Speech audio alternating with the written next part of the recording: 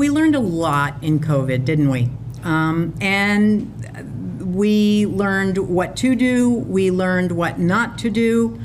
One of the things that I think I would do differently is I would pay very, very close attention immediately to the CDC. And when the CDC was telling us early on in March, stay home, that's exactly what I did do. And in fact, I used my own sick time in order to do that. Because what I saw still going on in the office that I occupied, I saw pretrial individuals who were coming in directly off the street who had not been tested yet as the pandemic was beginning to rage, who were still coming in and walking past my door 6 times a day. And I knew that they hadn't been tested. I knew that they had not been screened for COVID, and I had some grave concerns about this. So when the CDC says stay home, I listened.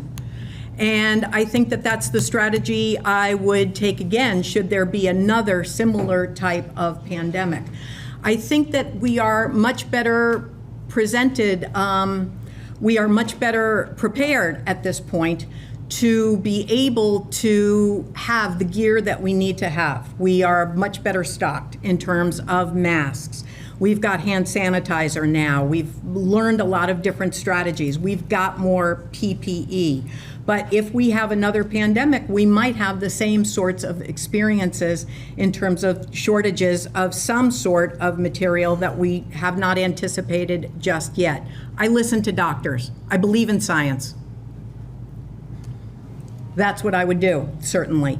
I would also make sure that people who were in a situation, as they were in the jail, who were in lockdown, people in custody, that they would have something to occupy themselves while they were in custody.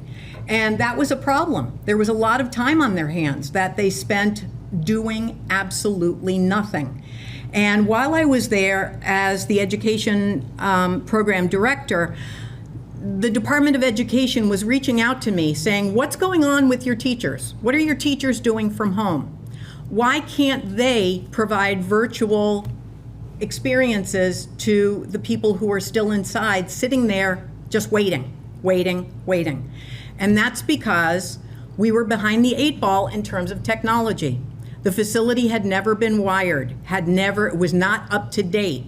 It wasn't a question of us not being able to, get a signal out.